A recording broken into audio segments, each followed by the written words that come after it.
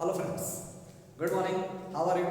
आई hope आप लोग बहुत अच्छे होंगे और आपकी स्टडी भी बहुत अच्छे तरीके से चल रही होगी। प्रीवियस लेक्चर में हम लोग discovery of cathode rays, discovery of electron, properties of cathode rays, इन सब के बारे में हम लोग डिस्कस कर चुके हैं। आज हम लोग बहुत ही important topic discovery of anode rays के बारे में डिस्कस करेंगे, जिससे क्या होगा, बाद में प्रोटॉन का डिस्कवर होगा। ठीक है, तो चलिए without wasting time I come on the topic discovery of anode raise. तो जैसा हम जानते हैं कि जे थॉमसन सर ने इलेक्ट्रॉन का डिस्कवर किया। कैसे किया? By the help of cathode raise experiment से किया। ठीक है, तो इनके इसी एक्सपेरिमेंट का हेल्प करके गोल्ड अस्टिन साहब ने पॉजिटिव रेज का डिस्कवर किया। ठीक है, मतलब एनोड रेज का डिस्कवर किया। ठीक है, लेकिन इसके लिए उन्होंने क्या किया, ये जो एक्सपेरिमेंट था, इस एक्सपेरिमेंट का स्टडी उन्होंने फिर से करना शुरू किया। यानी कैथोड रे एक्सपेरिमेंट को उन्होंने क्या किया, स्टडी करना शुरू किया। ठीक है, स्टडी करने के दौरान उन्होंने क्या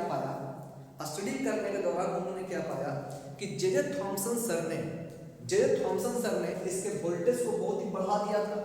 ठीक है, 10,000 वोल्ट से लेकर अप्रॉक्स मैक्सिमम 50,000 वोल्ट तक का वोल्टेज क्रिएट किया था। ठीक है, और वहीं जो है इसका प्रेशर जो है रिड्यूस करके 0.001 मिलीमीटर तक कर दिया था। ठीक है, यानी इसका मतलब क्या है कि जे थॉमसन सर ने अपने एक्सपेरिमेंट करने के लिए वोल्टेज को बहुत ज़्यादा बढ़ा दिया, जबकि इसके अंदर के प्रेशर को उन्होंने बहुत ज़्यादा रिड्यूस कर दिया। ठीक है, रिड्यूस कितना किया? 0.001 मिलीमीटर तक रिड्यूस किया। और रिड्यूस करने के बाद उन्होंने क्या किया, लगभग इसके अंदर वैक्यूम क्रिएट कर दिया था, क्योंकि उन्हें पता था कि किसी भी एम्प्टी वेसल में हाइड्रोजन गैस मौजूद होता है, और इस हाइड्रोजन गैस को पूरी तरह से 100% बाहर निकालना ये इम्पॉसिबल है। ठीक है, तो जे थॉमसन सर को ये पता था कि इसमें जो होगा हाइड्रोजन गैस मौजूद होगा ही। ठीक है, इसी कारण उन्होंने वैक्यूम क्रिएट करने के बाद, यानी उन्होंने इस एटमॉस्फेरिक प्रेशर को बहुत ही कम करने के बाद इस कैथोड ट्यूब में उन्होंने क्या किया, हीलियम गैस को फिल कर दिया था। ठीक है, वैक्यूम को क्रिएट करने के लिए। ठीक है, यानी ये सब जो है गोल्ड अस्टिन साहब स्टडी कर रहे थे। ठीक है, अब स्टडी करते समय उन्होंने फिर देखा, ध्यान दिया क्या, ठीक है, उन्होंने फिर सोचा कि अगर मान लिया यहाँ पर कि हीलियम गैस अगर मान लिया हीलियम गैस मौजूद था, तो हीलियम गैस क्या होता है, इनर्ट होता है। ठीक है, जो क्या करेगा, वैक्यूम क्रिएट करेगा। अगर हाइड्रोजन मौजूद रहेगा भी कुछ परसेंट, 0.001% अगर कुछ मौजूद रहेगा भी, तो ये क्या करेगा, इफेक्ट नहीं करेगा, रिएक्शन में पार्टिसिपेट नहीं करेगा। ठीक है, रिएक्शन में पार्टिसिपेट नहीं करेगा। तो इन्होंने सोचा कि अगर इस कैथोड ट्यूब में हाइड्रोजन गैस ही फिल कर दिया जाए, तो क्या इफेक्ट पड़ेगा इस पर। ठीक है, तो क्या इफेक्ट पड़ेगा। ठीक है, क्योंकि हम जानते हैं इसमें हाइड्रोजन गैस तो रहना ही रहना है। ठीक है, कुछ ना कुछ परसेंटेज हाइड्रोजन गैस मौजूद रहेगा। तो लोग कहते हैं कि गोल्ड अस्टिन साहब ने क्या किया, इसमें हाइड्रोजन गैस को फिल किया। ठीक है, लेकिन कुछ ऐसा कहते हैं कि हो सकता है उन्होंने हीलियम गैस को फिल करना भूल गए होंगे, है ना, जिस कारण इसमें हाइड्रोजन गैस पहले से ही थोड़ा बहुत मौजूद था। ठीक है, क्योंकि अभी मैंने बताया कि हाइड्रोजन को क्या होता है, बहुत ही लाइटर गैस होता है, और इसी कारण पूरी तरह से हाइड्रोजन को बाहर निकालना ये इम्पॉसिबल है। ठीक है, तो हो सकता है कि हाइड्रोजन का कुछ अमाउंट जो है, कुछ परसेंटेज जो है, वो इस डिस्चार्ज ट्यूब के अंदर रह गया होगा। ठीक है, और रहने के बाद जब गोल्ड अस्टिन साहब ने इस एक्सपेरिमेंट को फिर से दोहराना शुरू किया, फिर से रिपीट करना शुरू किया, just same test tube, same metal, same voltage, same pressure लेकर जब उन्होंने ये एक्सपेरिमेंट करना शुरू किया, तो फिर से क्या हुआ, कैथोड रेज निकलना शुरू हुआ।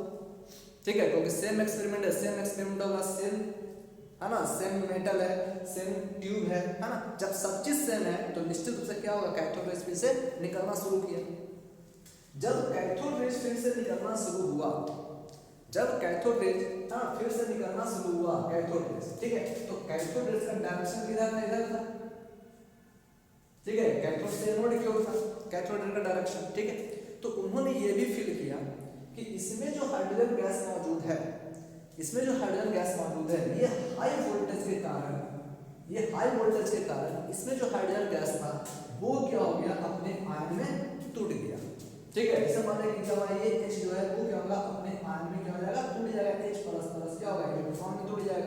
तो यानी इसके अंदर उन्होंने जो हाइड्रोजन गैस फिल किया था, इसके अंदर उन्होंने जो हाइड्रोजन गैस फिल किया था, वो हाइड्रोजन गैस क्या हो गया, टूटने के बाद क्या हो गया, 2H++ क्या हो गया, 2 इलेक्ट्रॉन में टूट गया। ठीक है, तब उन्होंने क्या सोचा कि जब हाइड्रोजन गैस आयनाइज हुआ, फिर उन्होंने सोचा कि जब हाइड्रोजन गैस आयनाइज हुआ तो आयनाइज होने के बाद ये जो इलेक्ट्रॉन बाहर निकल रहा है, चूंकि इलेक्ट्रॉन नेगेटिवली इंचार्ज, यही नेगेटिवली चार्ज इलेक्ट्रॉन जो यहाँ पर टूटा, ठीक है, क्योंकि यही नेगेटिवली इलेक्ट्रॉन जो है, नेगेटिवली चार्ज इलेक्ट्रॉन जो है, चूंकि ये नेगेटिवली नेचर होता है, इसी इलेक्ट्रॉन का मूवमेंट जो होगा वो पॉजिटिव प्लेट की ओर हो रहा था, है ना, और इसी के मूवमेंट को कैथोड रेज नाम दिया गया। तब बाद में पता चला कि cathode rays is made up of negatively charge particle and this negatively charge particle was called electron. ठीक है, बाद में इसी को जो है इलेक्ट्रॉन का नाम दिया गया था, नेगेटिवली चार्ज पार्टिकल। ठीक है, तो ये नेगेटिवली चार्ज पार्टिकल आया कहां से, तो यही जो हाइड्रोजन गैस मौजूद है, ये हाइड्रोजन गैस क्या हुआ होगा, आयनाइज हुआ होगा, और आयनाइज होने के बाद वो 2H++ 2 इलेक्ट्रॉन में टूट गया होगा। और चूंकि इलेक्ट्रॉन नेगेटिवली इंचार्ज होता है, तो इसका मूवमेंट जो होगा वो क्या होगा, पॉजिटिव प्लेट की ओर होगा। ठीक है, पॉजिटिव प्लेट की ओर होगा। तो यही चीज हुआ होगा, है ना, जिसके कारण कहा गया कि एक रे का मूवमेंट हो रहा है, वो किधर से किधर हो रहा है, तो टुवर्ड्स कैथोड टू एनोड की ओर हो रहा है। इसी कारण का नाम जो है कैथोड रेज दे दिया गया, नेगेटिव रेज दे दिया गया, है ना। और इस पर एक नेगेटिवली चार्ज होगा, जो नेगेटिव चार्ज पार्टिकल से मिलकर बना होगा, उसी नेगेटिवली चार्ज पार्टिकल को बाद में इलेक्ट्रॉन का नाम दिया गया। ठीक है, जैसा कि हम लोग जानते हैं, है ना, इलेक्ट्रॉन जो नाम दिया गया था किसने दिया था, अस्ट्रोनी ने दिया था। ठीक है, करेक्ट। उसी प्रकार फिर सोचा कि जब इलेक्ट्रॉन का मूवमेंट, अब गोल्डस्टीन साहब ने क्या सोचा, ठीक है, यहाँ तक जो सोचा वो क्या था, जे थॉमसन सर का था, है ना, कि कैथोड का डिस्कवर हुआ, इलेक्ट्रॉन का डिस्कवर हुआ, जो भी है ना। अब यहाँ पर जो है गोल्डस्टीन साहब ने क्या सोचा, गोल्डस्टीन साहब ने क्या सोचा कि ठीक है, इलेक्ट्रॉन का मूवमेंट तो एनोड प्लेट की ओर हुआ, क्योंकि नेगेटिव है तो पॉजिटिव की ओर मूव करेगा, लेकिन ये H+ जो है, ये H+ आखिर कहाँ गया, क्योंकि ये H+ जो है आखिर कहाँ गया। ठीक है, क्योंकि इसमें H+ मौजूद है, तो H+ का जो मूवमेंट होना चाहिए था, और H+ का जो मूवमेंट होगा वो किधर होगा, नेगेटिव प्लेट की ओर होगा, मतलब कैथोड की ओर होगा, क्योंकि ये पॉजिटिव है तो नेगेटिव चार्ज की ओर मूव करेगा। ठीक है, तो उन्होंने क्या सोचा, उन्होंने क्या किया, तो उन्होंने देखा कि ऐसा कुछ तो लग नहीं रहा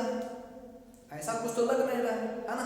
तो उन्होंने क्या किया, उसी प्रकार जैसे जे थॉमसन सर ने क्या किया था, यहाँ पर परफोरेटेड एनोड का यूज करके यहाँ पर उन्होंने क्या किया, एक जेडेनस, है ना, जेडेनस का एक लेयर डिपॉजिट कर दिया था। अब ये जेडेनस का लेयर डिपॉजिट करने पर और ये परफोरेटेड एनोड का यूज करने पर ये इलेक्ट्रॉन क्या हुआ, ये इलेक्ट्रॉन इससे पास करने के बाद इस अपोजिट एंड पर स्ट्राइक कर रहा था, जिस पर जेडेनस का एक लेयर डिपॉजिट था, जिस कारण यहाँ से क्या है, ग्रीन कलर का इफ्लोरेंस, है ना, green colour efflorescence show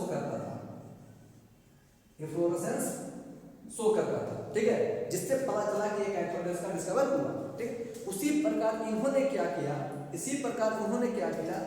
cathode plate को हटाकर उन्होंने क्या किया, परफोरेटेड कैथोड का यूज किया। ठीक है, और परफोरेटेड कैथोड का यूज करने के बाद उसके अपोजिट एंड पर, है ना, अपोजिट एंड पर उन्होंने क्या किया, जेडेनस प्लेट यानी जेडेनस का एक लेयर डिपॉजिट कर दिया, जिंक सल्फाइड का लेयर एक डिपॉजिट कर दिया, जिस तरह से है ना जे थॉमसन सर ने किया था। जिस तरह से जे थॉमसन सर ने एनोड साइड के बॉल पर जेडेनस का एक लेयर डिपॉजिट किया, उसी प्रकार गोल्डस्टीन साहब ने क्या किया, इसे कैथोड प्लेट के अपोजिट एंड पर, है ना, यानी कैथोड प्लेट के अपोजिट एंड वाले ग्लास ट्यूब पर उन्होंने क्या किया, जेडेनस का लेयर डिपॉजिट कर दिया। ठीक है, उसके बाद उन्होंने फिर से क्या किया, एक्सपेरिमेंट करना शुरू किया। जब एक्सपेरिमेंट करना शुरू किया तो उन्होंने क्या देखा, उनको कोई रे दिखाई नहीं दिया, है ना। जैसे यहाँ पर एक रे दिखाई दे रहा था, ग्रीन फ्लोरेसेंस स्ट्राइक कर रहा था, है ना, लेकिन इन्होंने क्या देखा कि यहाँ पर कोई रे का एमिशन नहीं हो रहा है। ठीक है, कोई रे स्ट्राइक नहीं कर रहा है। ठीक है, तब उन्होंने सोचा आखिर ऐसा क्यों, क्योंकि इलेक्ट्रॉन का मूवमेंट चूंकि नेगेटिव है तो पॉजिटिव का तो होगा ही, और चूंकि ये पॉजिटिव है तो नेगेटिव की ओर तो इसका मूवमेंट होना ही चाहिए, और जब मूवमेंट होना चाहिए तो ये स्ट्राइक करना चाहिए, आखिर ऐसा क्यों नहीं हो रहा, स्ट्राइक क्यों नहीं हो रहा, ठीक है। तब उन्होंने सोचा, थोड़ा सा दिमाग लगाया, ठीक है। तब उन्होंने दिमाग लगाया, उन्होंने क्या कहा कि ये जो H+ है, हो सकता है यहाँ पर ये जो H+ है, ये जो पॉजिटिवली चार्ज है, जो पॉजिटिवली चार्ज पार्टिकल है, हो सकता है ये बहुत ज्यादा हैवियर होगा, है ना, हो सकता है ये बहुत ज्यादा हैवियर होगा। इसी कारण जो ये हैवियर होने के कारण, ये हैवियर होने के कारण हो सकता है यहाँ तक नहीं पहुँचता होगा, हो सकता है कि मेटल को पेनिट्रेट नहीं कर पाता होगा, है ना, पेनिट्रेट नहीं कर पा रहा होगा। इसी से बचने के लिए उन्होंने क्या किया, यहाँ जो मेटल प्लेट था, इस मेटल प्लेट को उन्होंने क्या किया, परफोरेटेड कैथोड के रूप में यूज किया, ठीक है, यानी ये परफोरेटेड कैथोड का यूज किया है उन्होंने, ठीक है। परफोरेटेड क्यों बनाया, समझ में आया, है ना, क्योंकि इन्होंने सोचा कि ये हो सकता है कि हाइड्रोजन बहुत ज्यादा हैवियर पार्टिकल होगा, और जिस कारण ये हैवियर पार्टिकल होने के कारण यहाँ तक नहीं पहुंच पा रहा होगा, या हो सकता है कि इस मेटालिक प्लेट को पेनिट्रेट नहीं कर पा रहा होगा, ठीक है। इसी कारण उन्होंने इस मेटालिक प्लेट को क्या किया, परफोरेटेड बना दिया, ठीक है, उसमें होल कर दिया, ठीक है। इसी को कहते हैं परफोरेटेड कैथोड कहते हैं, ठीक है। और उसके बाद उन्होंने क्या, थोड़ा सा वोल्टेज को बढ़ा दिया, वोल्टेज बढ़ा दिया, इसका स्पीड क्या हो गया, थोड़ा सा बढ़ गया, ठीक है। वोल्टेज उन्होंने क्या किया, थोड़ा सा बढ़ा दिया, और जैसे ही वोल्टेज बढ़ा, इसका स्पीड क्या होगा, थोड़ा सा बढ़ गया, है ना। जब स्पीड बढ़ेगा, पेनिट्रेटिंग पावर क्या हो जाएगा, बढ़ जाएगा। अब जैसे ही इसका पेनिट्रेटिंग पावर बढ़ा, तो ये इस परफोरेटेड कैथोड से, ठीक है, यानी ये जो H+ है, ये परफोरेटेड कैथोड से क्या किया, पास करने के बाद it strike on the opposite wall, ठीक है। ये क्या किया, यहां से इस परफोरेटेड कैथोड से पास करता है, और पास करने के बाद it strike on the end of the glass test, ये end of the glass test पर स्ट्राइक करता है, जिस पर ZnS का एक लेयर डिपॉजिट था, ठीक है। और जैसे उन्होंने वोल्टेज बढ़ाया, ये पास करना शुरू किया, पास करने के बाद क्या हो गया, इन्होंने ये, ठीक है, इसके अपोजिट एंड पर स्ट्राइक करना शुरू किया। और जैसे ही स्ट्राइक करना शुरू किया, तो उन्होंने क्या देखा, एक रेडिश लाइट यहाँ पर क्या होने लगा, ग्लो करने लगा, ठीक है। रेडिश लाइट उन्होंने, है ना, देखा कि रेडिश लाइट ग्लो करने लगा। अब जब रेडिश लाइट ग्लो करने लगा, तब उनको समझ में आया कि निश्चित रूप से यहाँ पर H+ का जो मूवमेंट हो रहा होगा, वो किधर हो रहा होगा, तो कैथोड प्लेट की ओर होगा, नेगेटिव प्लेट की ओर होगा, है ना, नेगेटिव प्लेट की ओर हो रहा होगा, ठीक है। अब चूंकि इसका मूवमेंट जस्ट इसी तरह से कि इलेक्ट्रॉन का मूवमेंट क्या है, चूंकि लग रहा था कैथोड से एनोड की ओर मूव कर रहा है, जिसका नाम उन्होंने कैथोड रेज दिया, नेगेटिव रेज दिया। उसी प्रकार इन्होंने क्या कहा कि चूंकि ये पॉजिटिव चार्ज पार्टिकल है, और इसका मूवमेंट जो है वो किधर है, कैथोड प्लेट की ओर है ना, कैथोड प्लेट की ओर है, तो ऐसा लग रहा है कि ये एनोड से निकलता हुआ लग रहा है ना, लग रहा है कि एनोड से इसका मूवमेंट किधर हो रहा है, कैथोड की ओर रहा है। इसी कारण इसका नाम उन्होंने एनोड रेज दे दिया, ठीक है, इसका नाम उन्होंने एनोड रेज दे दिया, पॉजिटिव रेज दे दिया, ठीक है। तो इस तरह से जो है एनोड रेज और पॉजिटिव रेज का डिस्कवरी हुआ, है ना, एनोड रेज और पॉजिटिव रेज का डिस्कवरी हुआ, ठीक है। उसी प्रकार फिर, यानी जस्ट सेम प्रोसेस में इन्होंने क्या किया, अब इस एनोड रेज का प्रॉपर्टीज भी कैलकुलेट करना शुरू किया, इसके बारे में स्टडी करना शुरू किया।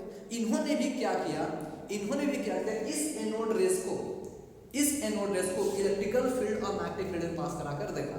तो जैसे इन्होंने कि एनोड रेज को इलेक्ट्रिकल फील्ड में पास किया, देखते क्या है वो, जैसे ही करेंगे anode rays pass in electrical field, तो उन्होंने क्या देखा कि ये जो एनोड रेज है, it deflect towards the negative terminal, ठीक है, ये नेगेटिव टर्मिनल को बेस्ट, है ना, बेंड कर गया। इसका मतलब क्या है, ये पॉजिटिवली चार्ज पार्टिकल है, पॉजिटिव से मिलकर बना हुआ है, ठीक है।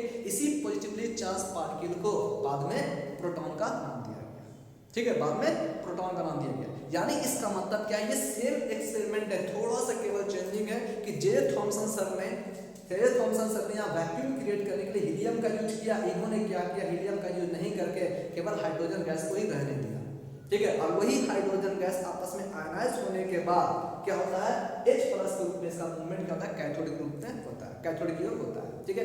इसी H+ आयन को, पॉजिटिवली चार्ज पार्टिकल को हम बाद में प्रोटॉन का नाम दिए, ठीक है। तो खैर H+ आयन जो है, यहाँ पर H+ आयन को प्रोटॉन का नाम दिया गया बाद में, ठीक है। तो ये नाम किसने दिया, तो ऐसा कहा जाता है यहाँ पर कि केवल गोल्डस्टीन साहब ने पॉजिटिव रेज का डिस्कवर किया, लेकिन जो नाम प्रोटॉन था, प्रोटॉन किसने दिया, प्रोटॉन दिया था अर्नेस्ट रदरफोर्ड साहब ने, ठीक है, इन 1911, ठीक है, 1911 को, ठीक है, 1911 को, ठीक है, इन्होंने क्या किया, प्रोटॉन का नाम दिया था। किसने किसने? रदरफोर्ड साहब ने। ठीक है, उसी प्रकार केवल इलेक्ट्रॉन का जो नाम दिया था, इलेक्ट्रॉन का डिस्कवर जे थॉमसन ने किया था। ठीक है, इलेक्ट्रॉन का डिस्कवर जे थॉमसन सर ने किया था, लेकिन इलेक्ट्रॉन नाम जो दिया था किसने दिया? अस्टोनी ने दिया था। उसी प्रकार यहाँ पर प्रोटॉन का डिस्कवर गोल्डस्टीन साहब ने किया, लेकिन प्रोटॉन नाम जो दिया था वो रदरफोर्ड साहब ने दिया था। ठीक है, तो याद रखना यहाँ पर कि एनोड रेस का डिस्कवर किसने किया, पॉजिटिव रेस का डिस्कवर किसने किया? तो गोल्डस्टीन साहब ने किया। कब? 1886। गोल्डस्टीन साहब ने 1886 को। लेकिन इसका नाम जो है किसने दिया? रदरफोर्ड साहब ने। इनका नाम प्रोटॉन, रदरफोर्ड साहब। ठीक है, he said, he named the particles proton। इन्होंने क्या क्या? प्रोटॉन का नाम दिया। ठीक है, इन्होंने प्रोटॉन का नाम दिया। ठीक है, हालांकि इसके पहले भी बहुत से साइंटिस्ट आए थे जिसका पहले इन्होंने क्या किया, कहा था कि ये जितना भी चीज है, ये पार्टिकल वगैरह है, वो सब हाइड्रोजन से मिलकर बना हुआ है, H+ से मिलकर बना हुआ है, जिस है ना, यानी सभी में क्या होता है? H+ मौजूद होता है, हाइड्रोजन मौजूद होता है, और इसी को उन्होंने प्रोटीलियम का नाम दिया था। ठीक है, लेकिन बाद में जो है डिस्कवर होते होते जो है बाद में लास्ट में एट लास्ट रदरफोर्ड ने इसका नाम प्रोटॉन दिया। ठीक है, बाद में जो है रदरफोर्ड ने इसका नाम प्रोटॉन दिया। तो इस तरह से प्रोटॉन का डिस्कवर हुआ। ठीक है, अब जहां तक इसके प्रॉपर्टी का बात है तो ये भी क्या होता है? स्ट्रेट लाइन में ट्रेवल करता है, ये भी इनविजिबल रेज है। ठीक है, लेकिन ये क्या? पॉजिटिवली चार्ज पार्टिकल से मिलकर बना हुआ है। अब बाद में इसी पॉजिटिवली चार्ज पार्टिकल का नाम, ठीक है, प्रोटॉन दिया। ठीक है, उसके बाद चूंकि कहा है कि इसके बाद भी है ना, इसमें भी जब इसके बीच में ओपेक ऑब्जेक्ट को रखा गया तो देखा गया क्या कि शैडो का फॉर्मेशन होता है इसके अपोजिट चिन्ह पर। तो इसे भी कहा गया कि ये स्ट्रेट लाइन में ट्रेवल करता है, just like the cathode rays. Cathode rays का प्रॉपर्टी जैसे। ठीक है, इसमें भी क्या किया गया? कैथोड रेस के देने लाइट मेटल व्हील को रखा गया। ठीक है, जैसे लाइट मेटल व्हील को इसके बे में रखा गया, ये क्या करता है? लाइट मेटल व्हील पर स्ट्राइक करता है। ये भी क्या होगा? लाइट मेटल व्हील रोटेट करने लगा। जब रोटेट करने लगा तो कहा गया कि एनोड रेस के पास में क्या होता है? मास होता है, काइनेटिक एनर्जी होता है, स्पीड होता है ना। इसी कारण जो इसके पास मैकेनिकल एनर्जी भी मौजूद होगा। ठीक है, जैसा कि कैथोड रेस के प्रॉपर्टी हम डिस्कस कर चुके हैं। ठीक है, अच्छा, केवल इसमें एक चीज क्या याद रखना है? केवल इसमें एक चीज क्या याद रखना है? क्योंकि हम जानते हैं E/m रेशियो, E/m रेशियो हम जानते हैं यहाँ पर कि E/m रेशियो फॉर इलेक्ट्रॉन जो होता है वो क्या होता है? कांस्टेंट होता है। ठीक है, वो किसी भी गैस में क्या होता है? कांस्टेंट होता है। ठीक है, किसी भी गैस में कांस्टेंट होता है। लेकिन E/m रेशियो जो होता है, ठीक है, प्रोटॉन के केस में प्रत्येक गैस का क्या होता है? डिफरेंट होता है। प्रत्येक गैस का डिफरेंट होता है। ठीक है ना, बस ये चीज याद रखना है। लेकिन केवल हाइड्रोजन के केस में E/m रेशियो होता है मैक्सिमम होता है। क्यों मैक्सिमम होता है? ध्यान दीजिए, हम क्या बोल रहे हैं? E/m ratio for electron is constant for any gases. किसी भी गैस के लिए E/m रेशियो ऑफ इलेक्ट्रॉन जो होता है वो कांस्टेंट होता है, लेकिन E/m रेशियो फॉर प्रोटॉन जो होता है वो डिफरेंट होता है फॉर डिफरेंट गैसेस। ठीक है, प्रत्येक गैस के लिए E/m रेशियो क्या होता है? डिफरेंट होता है फॉर प्रोटॉन के लिए। ठीक है, और सबसे ज्यादा जो E/m रेशियो होता है वो किस गैस के लिए होता है? हाइड्रोजन गैस के लिए होता है। ठीक है, E/m ratio is maximum. E/m ratio of proton for hydrogen gas is maximum. Hydrogen gas के लिए E/m रेशियो होता है वो क्या होता है? सबसे ज्यादा होता है। क्यों होता है? क्योंकि यहाँ पर E/m रेशियो जो कि चार्ज हम जानते हैं सेम होता है। ठीक है, चार्ज होता है, प्रोटॉन का चार्ज होता है वो इलेक्ट्रॉन के चार्ज के जस्ट इक्वल होता है, बराबर होता है, केवल मैग्नीट्यूड आर डिफरेंट। ठीक है, मैग्नीट्यूड केवल अपोजिट होता है। इलेक्ट्रॉन पर नेगेटिव चार्ज होता है, नेगेटिव -1.6 × 10⁻⁹ कूलम ऑफ चार्ज। लेकिन प्रोटॉन पर जो चार्ज होता है वो चार्ज कितना होता है? +1.6 × 10⁻⁹ कूलम होता है। ठीक है, तो यहाँ पर केवल मैग्नीट्यूड जो होता है वो अपोजिट होता है, लेकिन चार्ज यहाँ पर क्या होता है? सेम होता है।